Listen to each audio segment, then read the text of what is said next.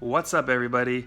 Welcome to Crumpled Stuff, my new online class about making things out of cardboard, like this, ooh, and paper mache, like this.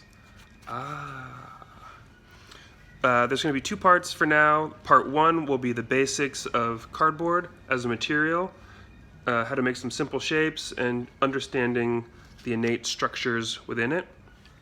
Part two will be taking that cardboard object and covering it in this paper mache skin, which makes it much more rigid and durable and look nice. All right, let's get started.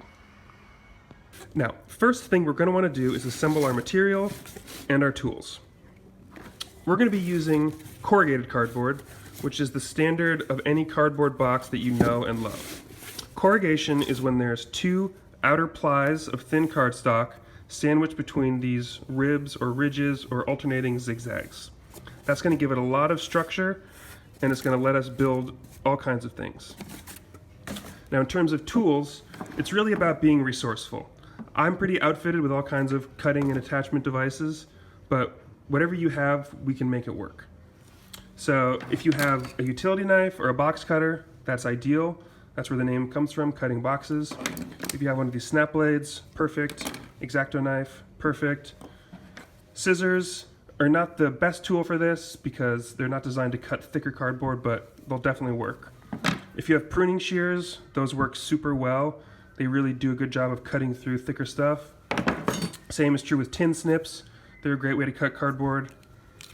And if you have a small hand saw, that's really useful in sawing through rolled cardboard or multiple layers that have been stacked together. Again, if you don't have any of these tools and you're struggling, feel free to reach out to me. That's cutting. Now we have to attach the cardboard to itself. This is my favorite tool for doing that. It's a heavy gauge grip or plier style stapler. It really lets you get through all kinds of different stock, no problem. It's also got this sword or bayonet on the end. What that does is it lets you skewer the center part of a material and then staple an area that you might not be able to reach otherwise. So again, this is ideal. You probably don't have one of these, but if you have a regular stapler or a more light gauge stapler like this, that can work fine too. If you have hot glue works perfect. If you have double stick tape like this, that works great.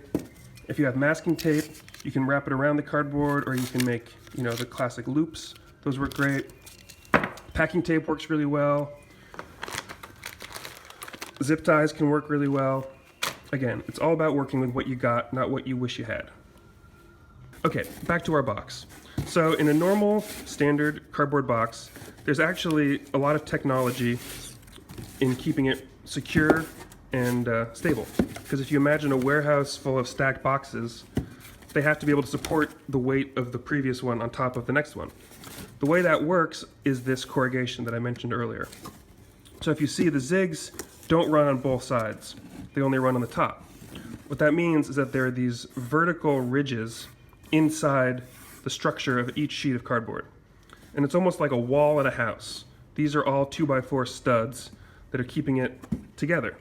And the next box on top of the stack is like the roof of the house, pushing down on it. So this corrugation allows the box to really be able to take a lot of weight, no problem. So we want to use that corrugation to our advantage. So what we can do, let's just cut off a piece. Now if you notice, the corrugation, these ribs naturally like to be rolled this way.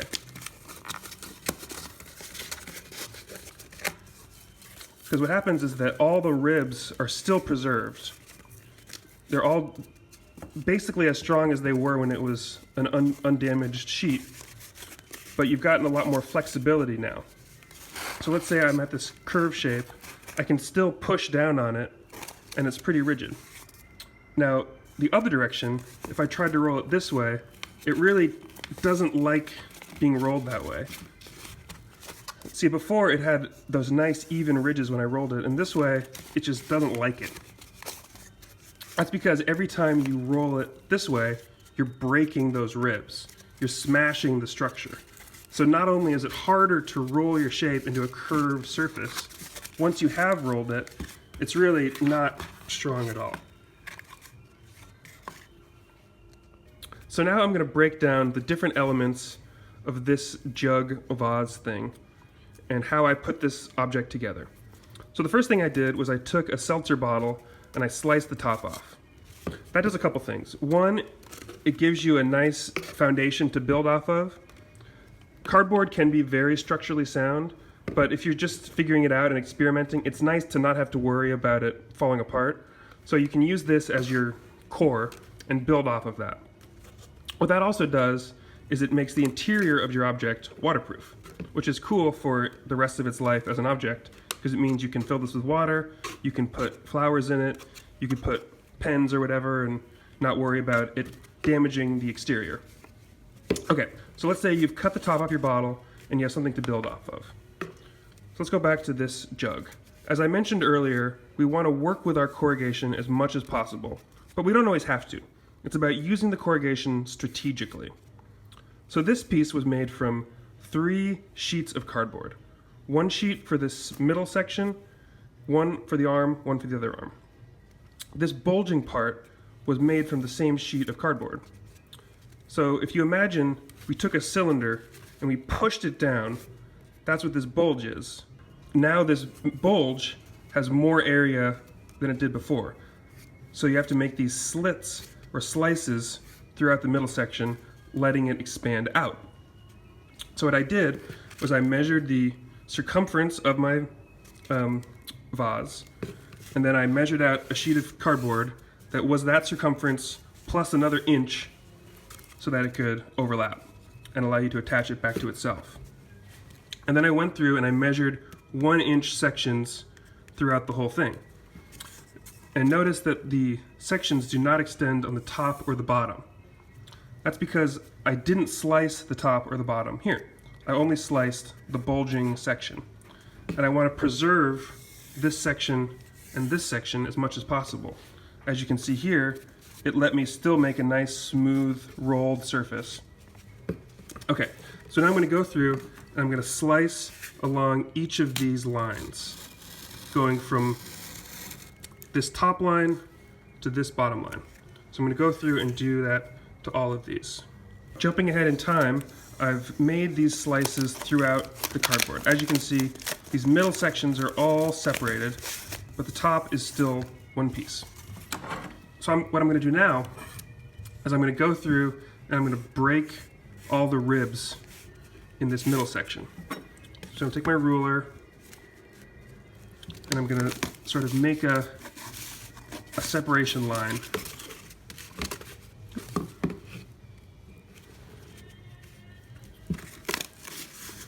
Okay, and now again, what I want is this section to be flat, and then bulge up in the center. So what I'm going to do is I'm just going to kind of massage it down like this. And just one more time, I'm going to do my best not to damage this section or this section, just this middle section. And if I have like a rolling pin, you can roll it on that. If you have a seltzer bottle, you can break it up with that. If you have a ruler, you can go through and just kind of soften up this section. But what you're really trying to do is just loosen up all of that corrugation and make it much more pliable and bendy.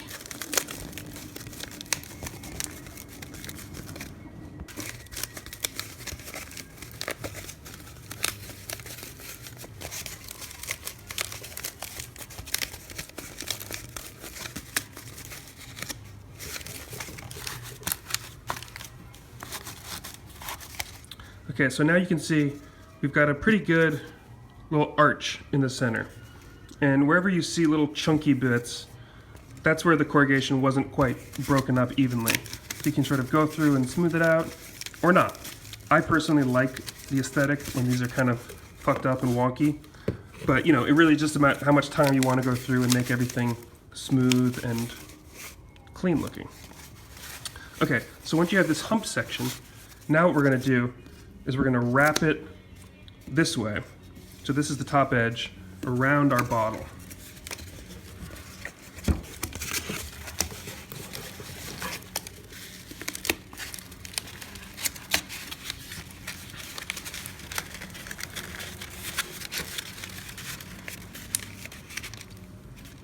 Pretty cool.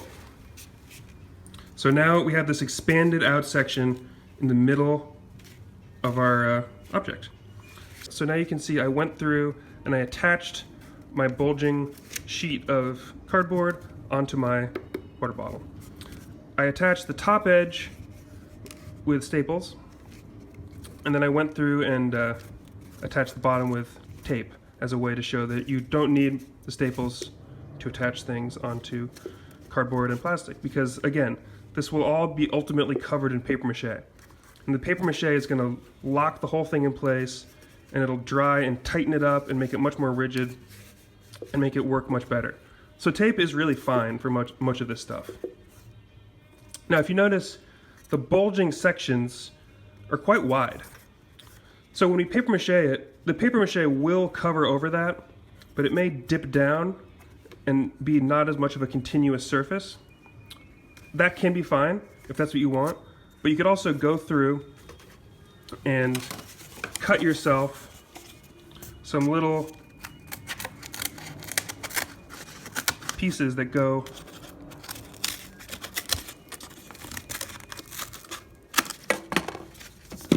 in the gaps. So you can go through and stick these on, you know, like that, which will make it a much more smooth, continuous surface. That's just a choice, if that's what you want to do. It can also look really cool to have these voids when you paper mache it. You could also exploit the voids. You could paper mache it and let the paper mache fall down between here, give it, you know, more of a scallop surface. It's all your choice. So the way I made the arms of this jug was similar to the bulging section, but rotated 90 degrees.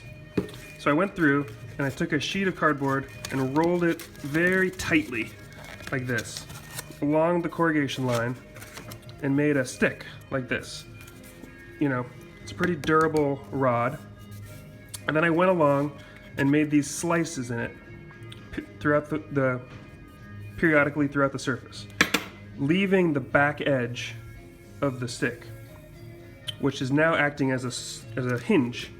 You can see here, the inside of this is uncut. The outside has been sliced. So what that means, see here, what that means is that I can bend the section like this and make a nice curved shape, which I can, you know, take advantage of by this way, by making a nice curve that way. Or if I wanted to now change the direction and make the cuts on the opposite side, now you can make yourself a nice S curve. And then once you have your little handle, you would just attach it here, attach it here. I used hot glue for this one. You could tape it on, you could do whatever. Maybe you do like this. That could be cool actually, a little third arm. Cool, I think that's everything. Oh yeah, and then I also went through and made these little slits on the top so that when it's all mached, it'll flare out a little bit. Just thought it would kind of look nice. Cool. That's our jug thing. Alright, well thank you for watching and or participating in Crumpled Stuff, the first session of my new online workshop series. I really love working with cardboard and paper mache. It's probably my favorite material. I love that it's so cheap and often free. I love that it's really easy to work with. I love that it's forgiving. And I really love that it's eco-friendly. It kind of drives me crazy that so many artists make art that's about sustainability and the environment and climate change when the art itself is extremely resource heavy and wasteful and decadent, when I think you can make really cool, interesting, resonant art out of nothing. So thank you for watching. If you enjoyed this session or got anything out of it, feel free to kick me a few bucks over at Venmo. I'm at Nick DeMarco. You definitely don't have to. It's hard times for everybody. Thanks. Bye.